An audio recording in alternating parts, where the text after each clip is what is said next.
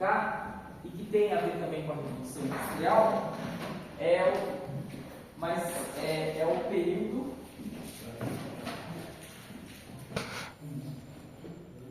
técnico científico,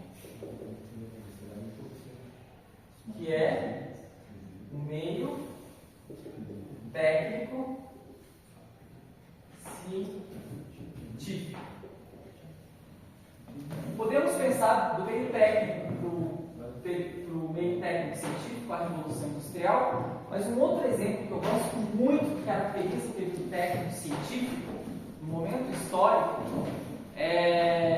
eu gosto muito de pensar nesse período, é quando a ciência ela passa a ser usada para o desenvolvimento tecnológico, para pensar as técnicas. É quando os cientistas começam a ser mobilizados para produzir técnicas de apropriação da natureza, grandes técnicas que vão mudar o território, que vão trazer novas configurações, vão trazer grandes modificações com relação à natureza mundo. Um momento histórico que cabe bem dentro do meio técnico científico é a Segunda Guerra Mundial, certo? Podemos pensar a Segunda Guerra Mundial para pensar o período técnico científico desse período. O que a gente tem? O que acontece na Segunda Guerra Mundial? Qual a grande tecnologia que foi produzida Bomba nuclear? na Segunda Guerra Mundial? A bomba nuclear. A bomba atômica, né? Então, e aí vai uma indicação de filme muito boa, que é para pensar o meio técnico científico, que é o filme. Vocês assistiram? Oppenheimer. Oppenheimer. Eu recomendo. É um filme, ele é meio complicado de entender porque ele tem uma dimensão jurídica, mas tem uma dimensão histórica e tem uma dimensão também científica. Então, o Oppenheimer, esse filme, ele ilustra bem o que é o período técnico científico. Então, você tem o quê? Quem foi o Oppenheimer? O pai da bomba atômica. O pai da bomba atômica, não é? Então, o que aconteceu? A Alemanha nazista já estava desenvolvendo a sua bomba atômica, né? Isso as informações que chegaram. E os Estados Unidos ainda não tinham, estavam atrasados no desenvolvimento da bomba atômica. E aí, o governo norte-americano vai chamar esse grande físico, que é o Oppenheimer, né? E aí, que é o Robert Oppenheimer, e o Oppenheimer ele vai o quê? Ele vai exigir do governo norte-americano, olha, eu posso fazer essa bomba atômica, mas eu quero reunir os melhores cientistas que tem nos Estados Unidos e no mundo, mundo entendendo Inglaterra, países ali aliados dos Estados Unidos. Eu quero trazer os melhores cientistas e físicos, bioquímicos, enfim, para produzir a bomba atômica. Nós vamos produzir essa bomba atômica. No filme também mostra que ele tem uma ascendência de judeus, e o Oppenheimer estava muito comovido com o que estava acontecendo com os judeus lá na Alemanha nazista. Então, por isso também ele topa essa empreitada de produzir a bomba atômica, que tinha que ser produzida muito rápida, porque a Alemanha já estava na frente. E aí ele criou então essa tropa de elite de cientistas, os melhores. Ele falou que era os melhores, que o governo norte-americano banca isso. E mais do que isso, ele vai montar uma cidade, praticamente uma cidade científica, uma cidade laboratório para a produção dessa bomba atômica. Então o físico Oppenheimer trabalha com uma equipe de cientistas durante o projeto Manhattan, levando ao desenvolvimento da bomba atômica. O filme ele foi lançado em 20 de julho de 2023. O diretor é o Christopher Nolan. E ganhou o Oscar, de melhor filme. Então, ele vai exigir do governo a construção de uma cidade, uma mini cidade, laboratório, para a produção dessa bomba atômica, ou seja, ele vai reunir os melhores físicos, os melhores cientistas para a produção dessa bomba atômica, e uma cidade vai ser construída no meio do deserto. Por que ele vai fazer isso? Porque ele vai dizer o seguinte: olha, nós vamos ter que estar trabalhando nesse projeto 24 horas, né? E então nós vamos ter que levar as nossas famílias para esse lugar. Então foi construída escola, casa, porque os filhos, as esposas também foram viver nesse laboratório, nessa cidade laboratório, porque eles tinham que se debruçar na produção dessa bomba atômica, certo? Então, é como aqui também, a gente tem que unir a melhor equipe de professores para trabalhar para que a nossa escola dê certo e aconteça, não é? Por isso que eu também estou aqui como coordenador, eu só topei essa empreitada porque eu tenho a melhor equipe de professores, né, não só do Brasil, mas do mundo, não é?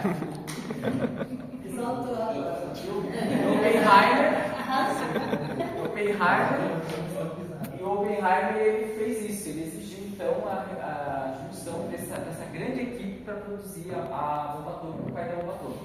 Esse aí é o dilema que ele coloca, e também tem um livro dele, que é: o cientista produz uma tecnologia, né? Mas o que é que o governo, a empresa, vai fazer com essa tecnologia? A partir do momento que o cientista produz, um dos dilemas dele é produzir a tecnologia, produzir a bomba atômica, mas o que é que mas o cientista ele tem poder sobre a bomba atômica? Até um determinado momento ele tem, mas depois que o produto está pronto? Não é? Depois o governo norte-americano falou: agora você já fez a bomba pode deixar que daqui para frente a gente toma conta disso. E por quê? Então, esse é um dilema também do cientista, quer dizer, ele produz uma tecnologia, mas depois o que vai ser feito dessa tecnologia? A tecnologia não é dele. Não é dele, né? Não, ele não tem mais o poder sobre ela, né? Sim. Aí, pessoal, então ele produziu aqui, vamos ver, a bomba atômica.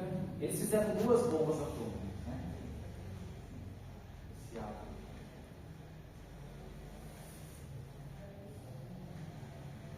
Essa daqui, então, seria... E foi... essa bomba atômica ela foi batizada como Little Boy. Essa bomba atômica, essas 2 bombas atômicas, elas foram produzidas, pessoal, para serem lançadas na Alemanha. Esse era o objetivo. O Oppenheimer estava pensando em produzindo essas bombas para serem lançadas na Alemanha nazista. O que acontece? Ao término da bomba, a Alemanha, a Rússia, o exército russo derrota a Alemanha nazista. A Alemanha se rende antes das bombas serem lançadas. Hitler se rende. Só que tem um país que ainda não tinha se rendido, que estava a mil lá na Segunda Guerra Mundial. Nós tivemos de um lado a Alemanha, em 1945 termina a Segunda Guerra Mundial. Nós temos a Alemanha, Itália e Japão de um lado, Inglaterra, Estados Unidos, Rússia do outro lado. E aí, como a Alemanha se rende, sai derrotada primeiramente, não tinha mais um porquê jogar a bomba na Alemanha, mas a bomba foi pensada para jogar lá no nazismo, na Alemanha nazista. Qual era o país que ainda continuava na guerra e estava com o seu projeto imperialista em andamento? Qual é o grande projeto imperialista? A Alemanha queria dominar a Europa, dominar o mundo, junto com a Itália, fazendo um ponto com a Itália. Do outro lado, do Oriente, quem estava lá querendo dominar a Ásia? China. Quem? China. Não. Qual era o país que estava junto com a Alemanha na Segunda Guerra Mundial? Japão. Muito bem, Natália. O Japão. Então o Japão tinha um grande projeto imperialista, inclusive invadiu as Coreias, invadiu a China, escravizou as mulheres chinesas, as mulheres coreanas. Por isso que norte-coreanos e os chineses têm um ressentimento com relação ao Japão. Por isso que hoje a Coreia do Norte vira e mexe, fica jogando um míssil lá para cima do Japão. Que, Gordinho. entendeu? Ditador. Então, por quê? Porque existe um ressentimento principalmente dos norte-coreanos, mas dos coreanos de modo geral, com relação ao Japão. O Japão invadiu as Coreias e escravizou as mulheres coreanas, enfim, fez uma série de danos lá, tanto a Coreia quanto a China. E aí, então o Japão ainda não tinha se rendido. O imperador, lá no Japão nessa época tinha uma figura do imperador. O imperador era uma figura de um deus. O que ficou conhecido na Segunda Guerra Mundial com relação aos soldados, aos aviadores japoneses? Os kamikaze. Quem que eram os kamikazes? O que eles faziam? Pilotos suicidas. Os pilotos suicidas, né? Tanto é que teve um ataque. Os Estados Unidos entram na Segunda Guerra Mundial devido ao ataque de Pearl Harbor, né? Por isso os Estados Unidos são intimados a entrar na guerra. Então a gente tinha o quê? Os kamikazes, que eram os pilotos suicidas, que eles se jogavam em nome do imperador para defender o Japão. Fazendo um paralelo, seria hoje o que a gente tem no mundo árabe. Até agora, Homens-bombas, são os homens-bombas, né? Que morrem em nome de Alá. Eles acreditam que eles estão numa guerra santa. Bom, então a bomba estava pronta. Foi gastado muita grana, muitos dólares. O Japão não tinha se rendido ainda e nem tinha uma perspectiva de rendição do Japão. O Japão continuava com seu projeto imperialista.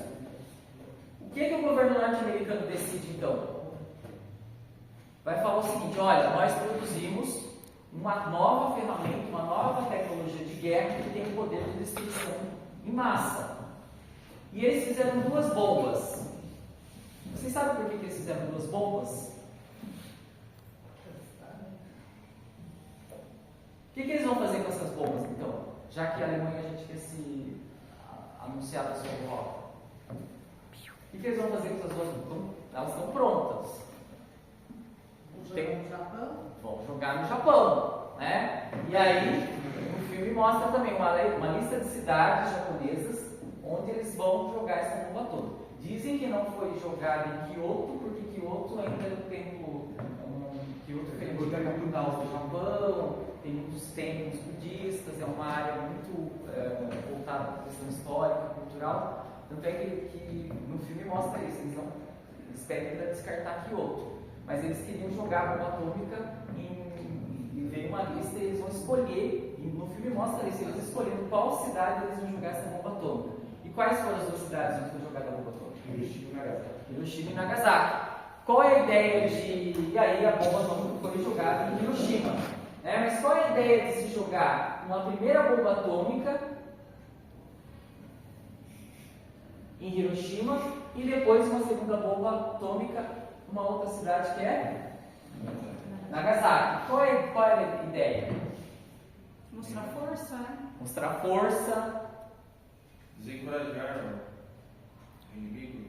Dizer o seguinte, né? Olha, nós vamos jogar uma bomba atômica na cidade, uma cidade de vocês. Eles falaram que eles estavam com uma tecnologia poderosa, mas o Japão, né, continuou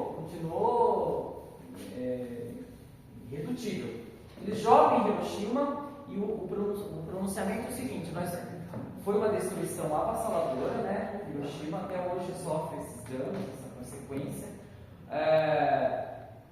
Você sabe que a radiação depois desencadeia câncer, né?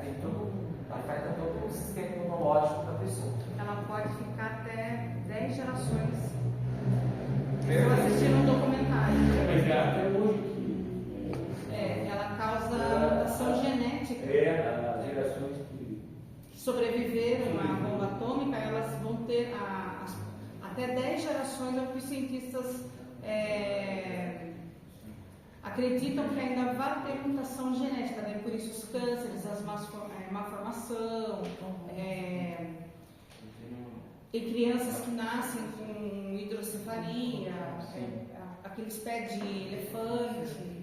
Eu não sabia, eu assisti um documentário sobre a bomba atômica. Só fazendo um paralelo também. Você vê, agora o que acontece então no meio técnico científico? Ou seja, a ciência usada no desenvolvimento de novas tecnologias. E qual é o impacto que você tem agora com relação à natureza? Ou mesmo os agrupamentos humanos? Lembra lá no meio natural como que era? Olha onde a gente chega aqui. Uma última reportagem que eu li faz um tempo, não lembro em qual revista, que hoje existe um arsenal nuclear no mundo que pode destruir o mundo 33 vezes. O mundo Terra. Planeta Terra. O planeta Terra ele pode ser 33 vezes. Isso já faz um tempo. A gente tem um arsenal hoje nuclear que pode destruir 33 vezes o planeta Terra. Mas o vilão era Marte. Entendeu?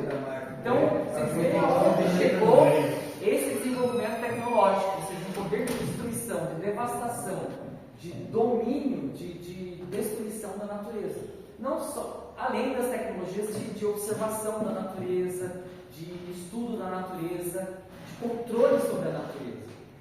Essas tecnologias também como forma de controlar, de dominar e um grande desejo de mandar na natureza que o homem tem. Não é? Então, é jogada primeiro bomba atômica em Hiroshima, agora então o poder, a ciência usada em prol aí, de uma destruição em massa, de novas tecnologias. Depois então se joga mais uma bomba atômica em Nagasaki. E é isso que vai se falar. Enquanto o Japão não se render, todas as cidades japonesas, ou a maioria das cidades japonesas, vão ser destruídas. Então jogamos uma primeira bomba atômica em Hiroshima. Se vocês não se renderem, o Japão não se rendeu, joga-se uma segunda bomba em Nagasaki e os Estados Unidos falaram, vamos continuar jogando bombas atômicas enquanto o Japão não se render. Só que, na verdade, o filme vai mostrar que só tinham sido produzidas 2 bombas atômicas. Então, não se tinha mais bomba atômica para jogar. Mas, enfim, depois de Nagasaki, o imperador do Japão se rende e aí sai derrotado da Segunda Guerra Mundial. E aí